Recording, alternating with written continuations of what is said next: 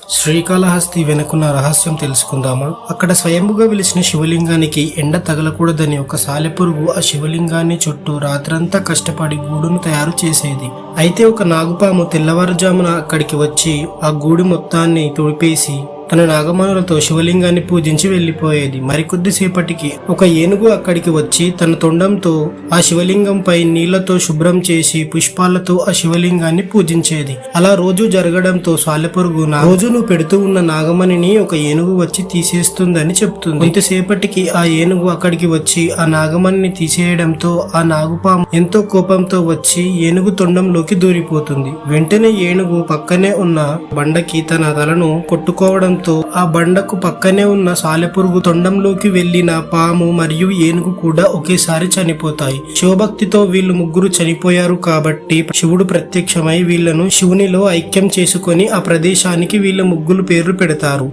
శ్రీ అంటే సాలెపురుగు, కాల అంటే సర్పం, హస్తి అంటే ఏనుగు. ఈ ఆలయానికి ఈ ముగ్గురు నిదర్శనంగా శ్రీకాళహస్తి అని పేరు వచ్చింది. హర హర మహాదేవ శంభో శంకర. కంటెంట్ నచ్చితే మన ఛానల్ ని సబ్స్క్రైబ్ చేసుకోండి.